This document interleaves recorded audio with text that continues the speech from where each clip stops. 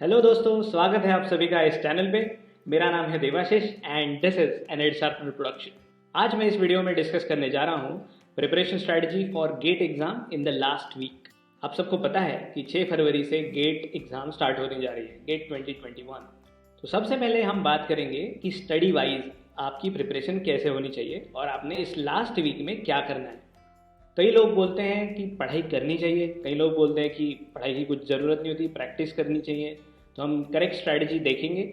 उसके बाद हम प्रेशर कैसे हैंडल किया जाए ये भी देखेंगे। तो ये वीडियो आखिरी तक देखते रहिए।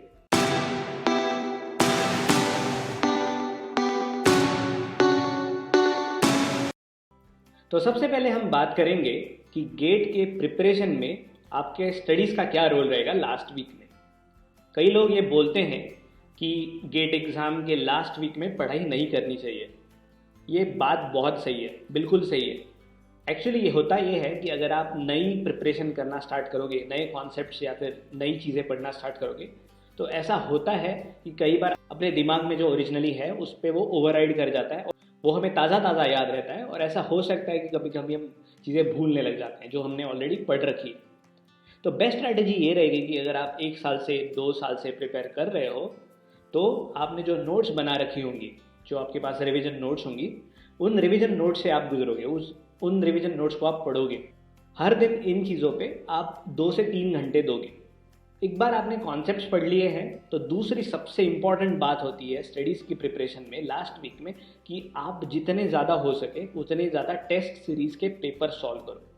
मैंने कई बार मेरे वीडियोज़ में ये बोला है कि गेट की प्रिपरेशन में टेस्ट सीरीज़ बहुत बहुत इंपॉर्टेंट रोल प्ले करती है। मेरे पर्सनल एग्जांपल से मैं आपको बताता हूँ। जब मैंने गेट लिखी थी 2015 में, गेट एग्ज़ाम के जस्ट पहले दिन मैंने 3 पेपर्स सिर्फ 6 घंटे में सॉल्व करने का अटेम्प्ट किया था। अब इसका फ़ायदा ये होता है कि आप ये चूज़ करना आपके लिए बहुत पॉसिबल हो जाता है कि आपको क्या आता है और क्या नहीं आता है। ये डिसीजन मेकिंग आपका क्विक होने लग जाता है। ऐसे समझ लेते हैं कि आपके पास अभी 7 दिन है, तो इन 7 दिनों में आप ट्राई कर सकते हो तो 15 टेस्ट पेपर्स एटलीस्ट सॉल्व करने की कोशिश करो। ये 15 टेस्ट पेपर्स आपको इस तरह लिखने हैं कि आप एक्चुअल गेट लिख रहे हो, आपका स्कोर एक्चुअल गेट स्कोर आने वाला है, और उसी तरह का एनवायरनमेंट ट्राई करने की कोशिश करो। पॉसिबल अगर हो, अगर आपने कोई कोचिंग क्लास लगाया हुआ है तो आपके कोचिंग क्लासेस आपको सेंटर पे एग्ज़ाम ऑफर कर सकते हैं। बल्कि कोविड की सिचुएशन में हमें नहीं पता कि ये एक्चुअली कितना पॉसिबल है, लेकिन जितना ज़्यादा हो सके आप एग्ज़ाम के क्लोज जाने की कोशिश कर सकते हो एनवायरनमेंट वाइज। तो 3 घंटे का टाइमर रखना और बिल्कुल विदाउट इंटरप्शंस आपको ये टेस्ट सीरीज घर पे भी लिखने की प्रैक्टिस करनी है। दूसरी प्रिपरेशन स्ट्रैटेजी स्टडी वाइज ये होती है कि आपके नेगेटिव नंबर्स अभी कम आने चाहिए। तो इसके लिए आप ये कर सकते हो कि जितने सब्जेक्ट्स आपने पढ़े हैं उनमें से आप येस सब्जेक्ट्स और नो सब्जेक्ट्स ऐसे क्लासिफिकेशन कर लो। येस सब्जेक्ट्स का मतलब है इन सब्जेक्ट्स में से कोई भी क्वेश्चन अगर गेट में आता है तो वो आप ज़रूर अटेम्प्ट करोगे because you are that confident in that subject. अभी आपको ये कॉन्फिडेंस गेन करने के लिए नए से नहीं पढ़ना है, लेकिन आप अपनी प्रिपरेशन याद रखो। जो सब्जेक्ट्स आपको सबसे ज़्यादा कॉन्फिडेंट लगते हैं उन सब्जेक्ट्स पे इतना फोकस करो कि उन सब्जेक्ट्स में से कोई भी क्वेश्चन आए तो आप सॉल्व कर पाओ। दूसरे जो सब्जेक्ट्स हैं जिनको मैं नो सब्जेक्ट्स बोल रहा हूँ, ये सब्जेक्ट्स ऐसे सब्जेक्ट्स रहेंगे जिनमें से कोई क्वेश्चन आए तो पहले अटेम्प्ट में आप उनको अटेम्प्ट नहीं करोगे because you are not that confident in it. Ideally no subjects कम से कम होने चाहिए और ये सब्जेक्ट्स ज़्यादा से ज़्यादा होने चाहिए। लेकिन ऑब्वियसली ऐसा होता है कि हम सारे सब्जेक्ट्स नहीं पढ़ पाते, तो ये क्लासिफिकेशन बहुत ज़्यादा नेसेसरी है ताकि जब आप गेट लिखो तो आपको ये पता हो कि okay this is the subject I know, so I am going to read the question, attempt it and attempt it correctly. ये मैं इसलिए बोल रहा हूँ कि नेगेटिव मार्किंग्स की वजह से बहुत सारे लोग गेट क्लियर नहीं कर पाते और गेट एग्जामिनेशन जो सेट की जाती है वो भी लोग एलिमिनेट करने के लिए की जाती है।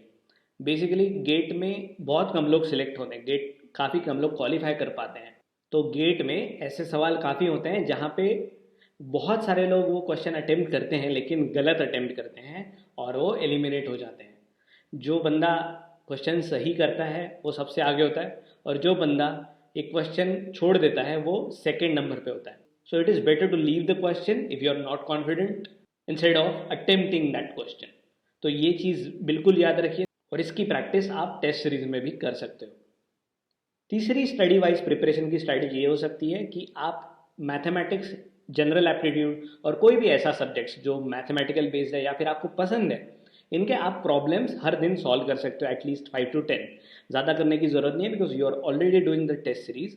और जिनके पास टेस्ट सीरीज नहीं है, ये लोग टाइम लगा के प्रॉब्लम सॉल्विंग कर सकते हैं। आप 10 प्रॉब्लम 20 प्रॉब्लम भी कर सकते हो अगर आपके पास टेस्ट सीरीज नहीं है, लेकिन ये सारे प्रॉब्लम्स आपको टाइम लगा के करने हैं, ये ध्यान रखिए। स्टडी वाइज चौथी और आखिरी बात ये है कि अभी आप एक काउंटिंग कर लो। आपने अभी तक बहुत सारी टेस्ट सीरीज लिखी होगी, आपको ये भी पता होगा कि आपके कौन से सब्जेक्ट्स अच्छे हैं, आपके कौन से सब्जेक्ट्स बुरे हैं। तो एक बार कैलकुलेशन कर लो कि आपके कितने मार्क्स आ रहे हैं 100 में से। फॉर एग्जाम्पल मैं अगर होता तो मैं ये करता कि मेरे जनरल एप्टीट्यूड मुझे बहुत अच्छे से आता है, तो मैं जनरल एप्टीट्यूड के 15 में से 13 मार्क्स कंसिडर कर रहा हूँ। उसके बाद मेरा मैथमेटिक्स भी अगर स्ट्रांग है तो मैं मैथमेटिक्स में से मैं कुछ 8 नंबर कंसिडर कर सकता हूँ कि जो मैं कॉन्फिडेंटली अटेम्प्ट करूँगा। तो 13 + 8 हो गए 21। उसके बाद लेट से 4 सब्जेक्ट्स और हैं जो मैं कंसिडर कर सकता हूँ कि जिनमें से मेरे एटलीस्ट 8 to 10 मार्क्स आ सकते हैं। तो ऐसे सब्जेक्ट सिलेक्ट करके आप एक बार ऐसी काउंटिंग कर लो। इस केस में जैसे 21 + 4 सब्जेक्ट के 8 मतलब 32, मेरे कुछ 53 मार्क्स की काउंटिंग हो रही है। क्या ये काउंटिंग जो आपके मार्क्स अभी आ रहे हैं, ये क्या आपका ऑब्जेक्टिव पाने के लिए इनफ है, ये एक बार देख लो। कुछ लोगों का एम ये होता है कि आपको सिर्फ गेट क्वालिफाई करनी है, कुछ लोगों का एम है कि आपको पीएसयू में जाना है, तो ऑब्वियसली उनको ज़्यादा स्कोर करना पड़ेगा।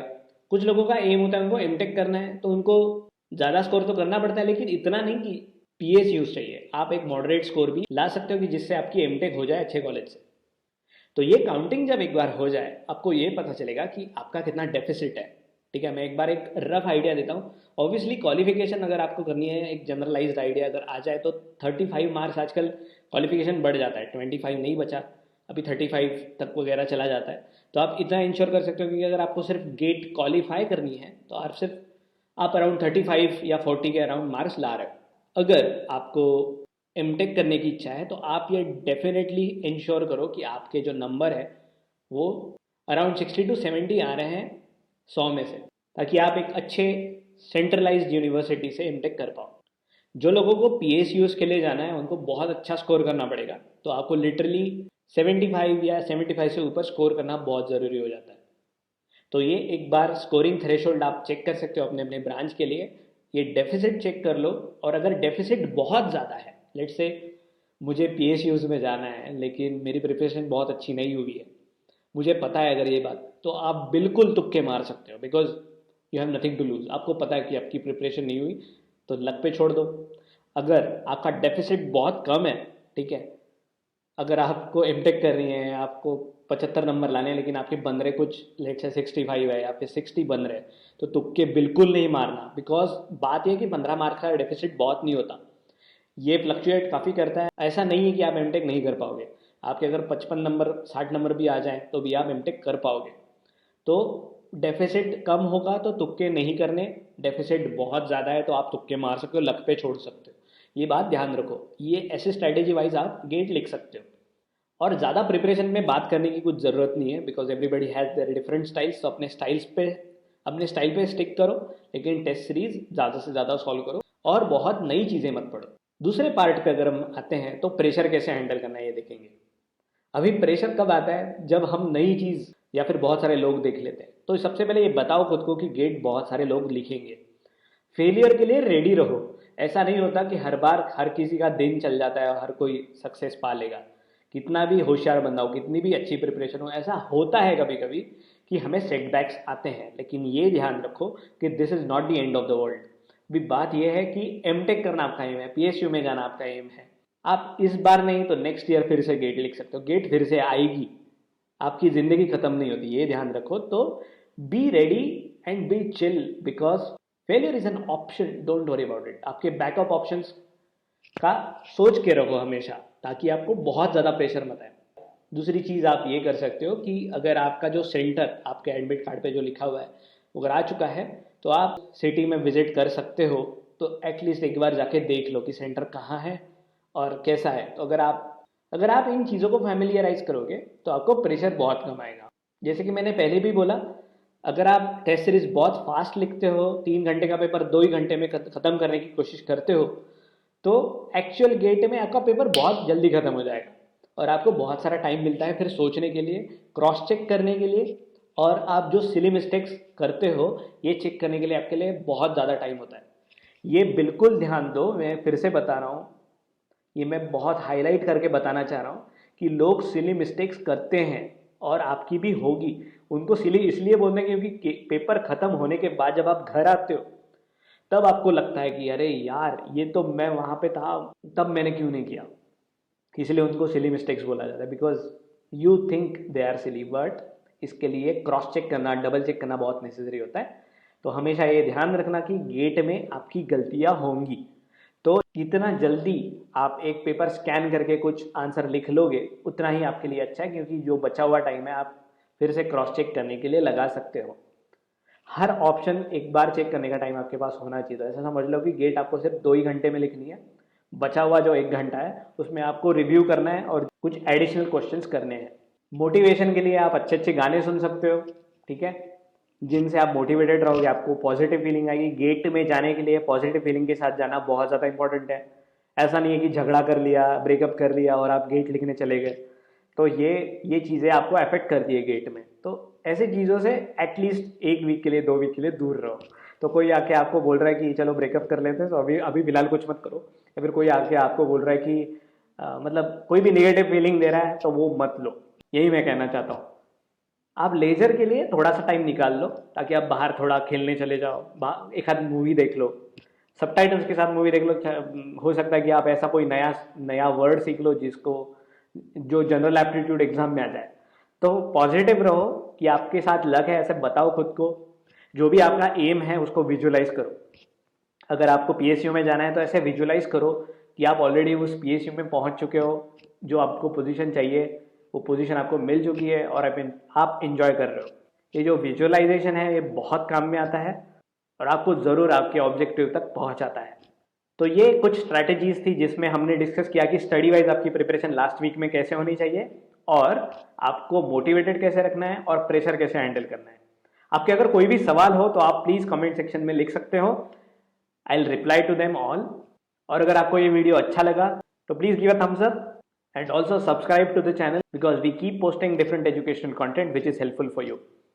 डिस्क्रिप्शन में हमने एक वीडियो की लिंक डाल रखी है जिसमें हमने डिस्कस किया कि निगेटिव मार्क्स कम करने के लिए क्या करना चाहिए स्पेसिफिकली, तो वो आप जाके देख सकते हो।